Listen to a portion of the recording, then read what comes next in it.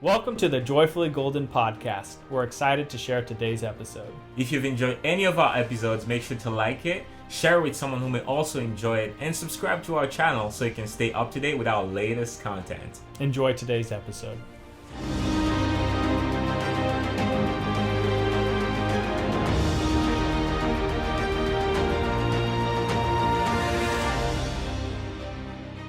According to statistics, millions of people in America alone are affected by various degrees of stress and anxiety-related conditions. In fact, there's a good chance that most listeners today have dealt with stress and anxiety before. I know I have. Our hope with today's episode is to stare in the face of these destructive monsters and to begin a conversation about ways in which we can stand up to them and eventually one day evict them completely from our lives. We invite you today to join into this conversation by sharing any insight you also might have on this issue. This is a fight in which we can all use some help, and we believe that in this episode, we can and will help many people, including ourselves. Joy, what are some of the benefits of stress? That's a good question, and I'm excited to dive into this subject. I think it's going to be really good. But as far as benefit of stress, well, the only one I can think of really is it just helps as a barometer as far as where your mind and your heart is really. Because the way in which I look at stress and anxiety, and I know this is a very delicate subject because it's a real thing that a lot of people deal with in different levels, that I've personally dealt with in many different levels. But I think it's a good barometer that you need to pay specifically attention to some things and how you think about them. Because in my humble opinion, I could be completely wrong. So sorry if someone out there thinks I'm completely wrong, but I think that when stress and anxiety overwhelms us, usually it's because we wish or we want to control things that we cannot. Okay. And when things are out of our control, and we have this sense that we should be in control of it, I feel like that's when we start stressing out. Because think about it, whether it's because you don't have enough money to make that payment, it's because you feel out of control, whether it's because you have social anxiety, or because all those different things are because something is out of your control, and the response to that is a stress. So I think a benefit of it would be to maybe reframe how you look at that thing, and maybe start looking at ways in which you can start dissociating yourself from the need to have control in that area. And I'm not saying it as something that is easy to do or something that happens fast, but in my experience, that is one of the ways in which I've grown in how I deal with stress. And looking back, I don't think I would have necessarily given the focus that I did in those specific areas to grow if I wasn't triggered by stress at first. You know what I mean? Because I feel like if I never really stressed out a lot about it, they would have just been like whatever. But because I got either a stress attack or panic attack or whatever, I was like, okay, I need to figure out what is going on here. And by asking for help, getting help, reading and doing research, finding out exactly how you can reframe your mind. And it goes both ways, right? Because sometimes it's stress because you're being negligent, because you're being lazy, and then things go out of your control, not because they should be out of control, but because you should have been better at managing whatever, your time and all that. But then there's the flip side where it really is something that is completely out of your hands.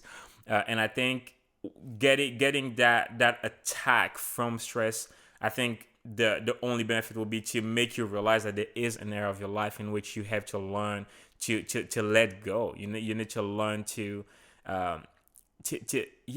surrender the control and realize that it's out of your hands, but there are a lot of things that are in your hands that you should focus on. And so pretty much it helps you realize what you should put your focus away from and what you should put your focus on. Because if your focus is constantly on things that are out of your hand, you'll be constantly stressed. But if you switch that to things that are in your hand, like your health and things that you can do, your time management, the people you spend time with and things like that, eventually you stop having less and less reason to stress, because your life is moving in a direction of you spending time on the things you can actually do something about, and the things that you cannot do something about, then you pray about it, or you just surrender and you just trust that somehow it's going to work out.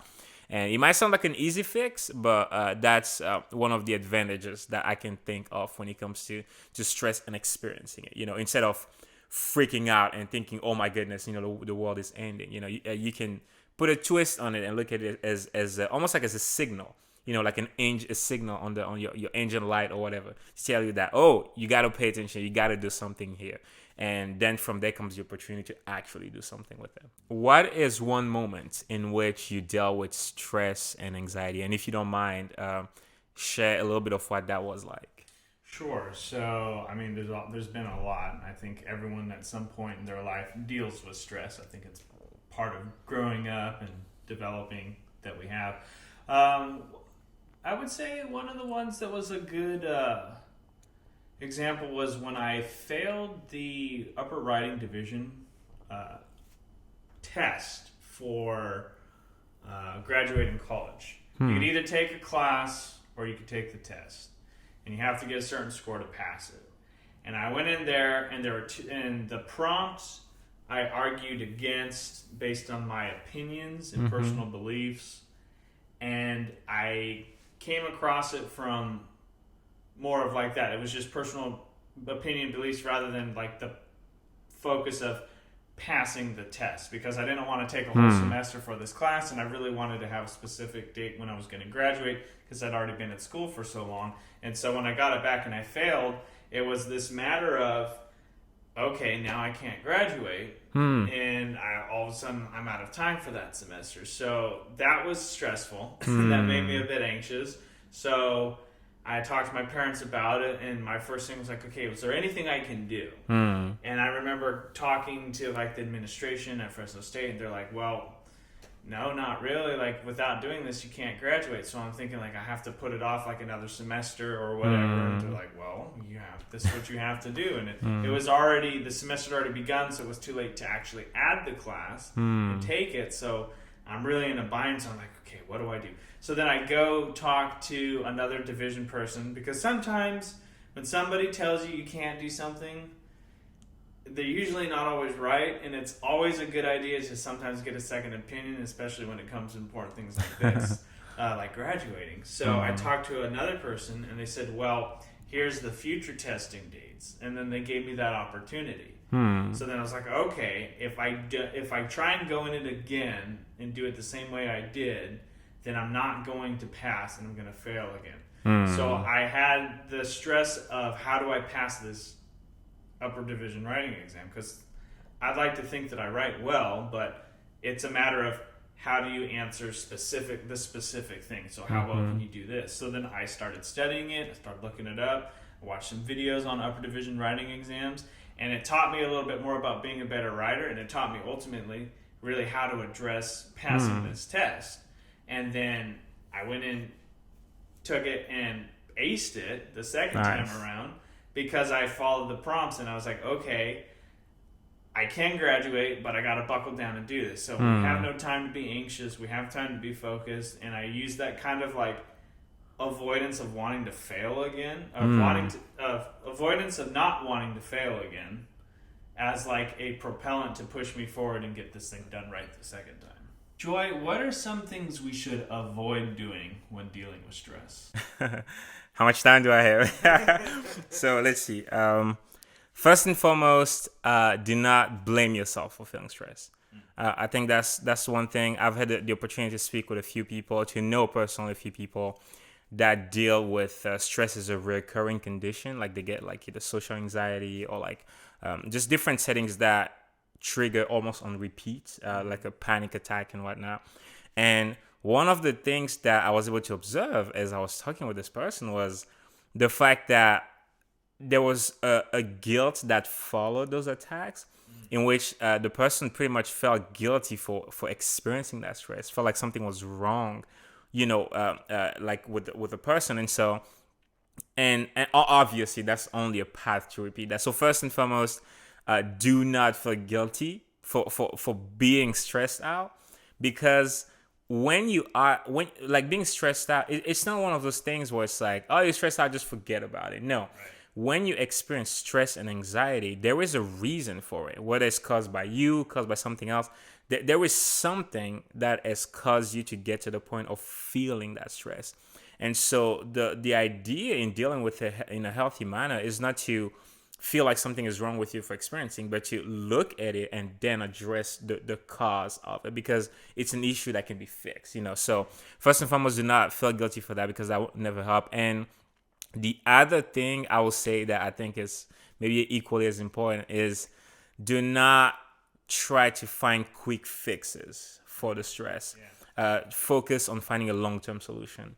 Again, I know some people who deal with stress recurringly and they take a couple of pills to deal with it, for example. Or some people go to maybe alcohol, or some people just go to something that distracts you from it momentarily. And I'm not condemning anyone who is doing that, but the reality is that it helps you maintain the stress with you and just be able to move forward with it instead of addressing it. Because I'm 100% convinced that if attacked in the right manner, with the right kind of help and the right kind of mindset, and whatever help is needed, whether it's physical, because in some cases it's a physical condition, and so I'm 100% convinced that, like, especially recurring stress, anxiety like that, it's something that you can eventually leave behind and have a more peaceful life, And it doesn't mean that the minor stresses here and there of like being late for this and, like forgetting something and panicking momentarily for it won't come, but something that cripples you to the point that it affects how you live, like that is something that you can deal with. And so I just want to encourage someone that like, don't think of how can I just get rid of it in this moment and then move on, and then we're just going to wait next time I get this again and we're going to see what happens.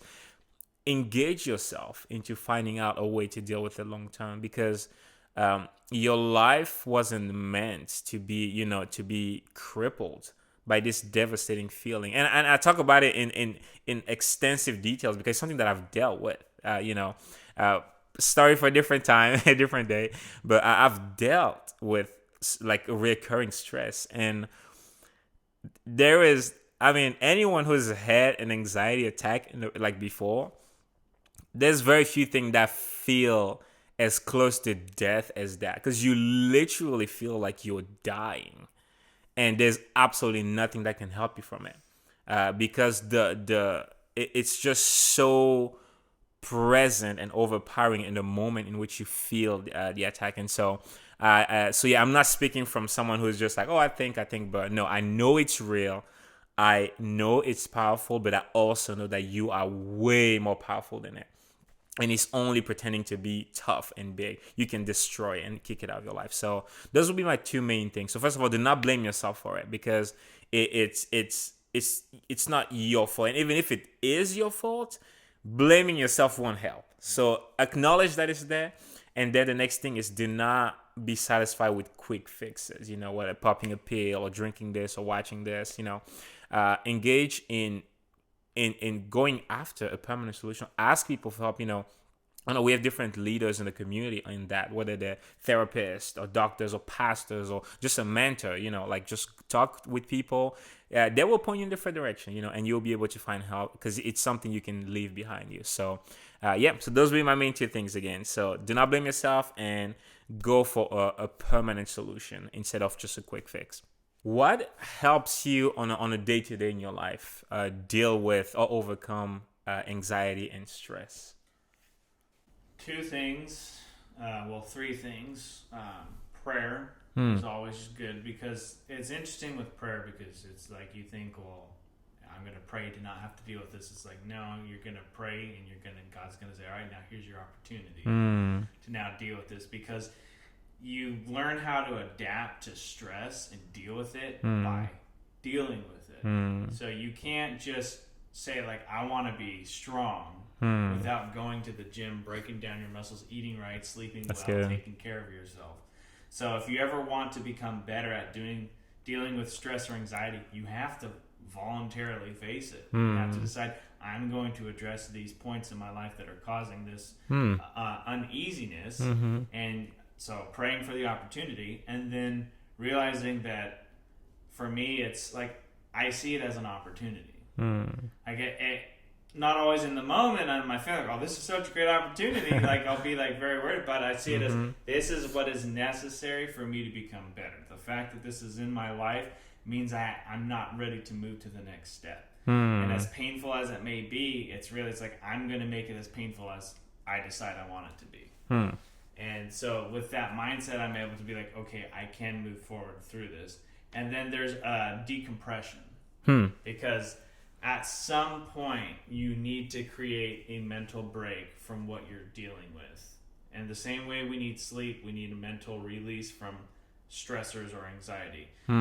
Through effective means, talking to somebody that's going to benefit from a conversation that you have with them, working out, eating well, getting enough sleep. Sometimes just going on a walk. And I go on my walks when I'm at work. I make sure I go. Like even if it's hot or cold, it's like getting up, moving, and taking myself when appropriate outside of this situation that may be stressful, getting some exercise, good blood flow, good reset, and then coming back and being refreshed and refocused to deal with it head on. I guess a few things that stress and anxiety thrive in, and hopefully that can help people find maybe a pattern in their life, so which they can build more towards, kicking stress and anxiety out of their day-to-day life. But one of the things that stress and anxiety thrives in is loneliness. It's most of the times in which I felt the most crippled by it was when I felt alone, and it has a way to make you feel alone and continue to pull you away instead of pushing you towards people.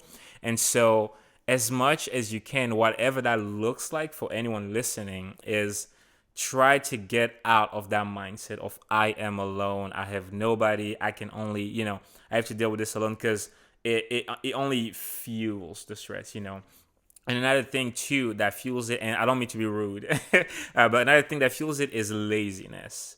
And that's both physically, as far as taking care of yourself, that's both just going out there and just living life and just trying things and experimenting things and serving and helping out and just being involved in life, because again, in my experience, like the less you do that and the more you just build a lifestyle in which it's just you on the screen all the time, or you don't take care of your physical health and you never work out, and on top of that you eat terribly and things like that. Like those things, like even though stress is not something you can feel and touch, it's directly related to how you take care of your body too, so just make sure that you don't design a lifestyle that allows you to be lazy and allows you to just let things be and never take care of anything, because that also, fuel the stress.